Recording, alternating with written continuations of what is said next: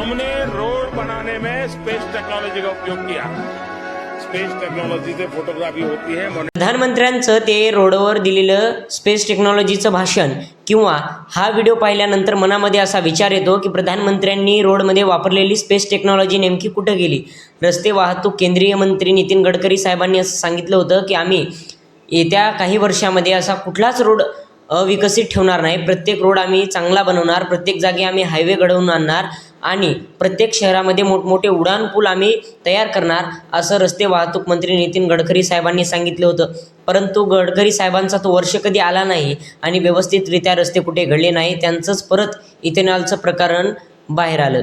दुसरी महत्त्वाची गोष्ट म्हणजे मुंबई येथील सर्वात महत्त्वाचा व्हायरल असलेला रोड मीरा भाईंदर येथील जो हायवे आहे, जो 4 लाईनचा हायवे आता त्यांनी फक्त 2 लाईनमध्ये आणून ठेवला आहे। अशा प्रकारे भ्रष्टाचाराला या ठिकाणी जन्म दिला आहे। म्हणजे मीरा भाईंदर येथील जो 4 लाईनचा रोड यांनी 2 लाईनवर आणून ठेवला, त्याला कारण दाखवलं की तिथे जागा नाही, त्यातून मेट्रोचा उड्डाण पूल देखील तिथेच आहे, म्हणून आम्हाला जागा नसल्यामुळे आम्ही 4 लाईनचा रोड आम्ही 2 लाईनमध्ये आणून ठेवला।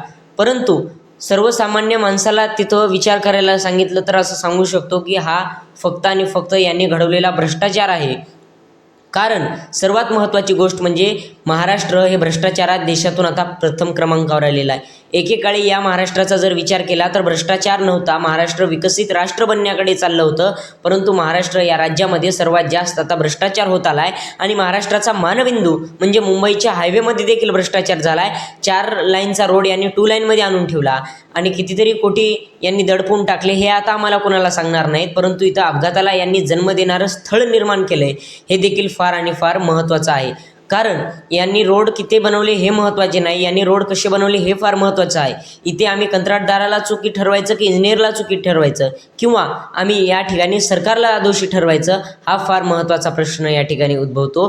कारण या ठिकाणी सर्वस्व जबाबदार जर कोण असेल तर ते म्हणजे सरकार आहे। कारण इथे जागा कमी नव्हती, तर सर्वात महत्त्वाचं या ठिकाणी डोकं कमी लावण्यात आलेलं आहे।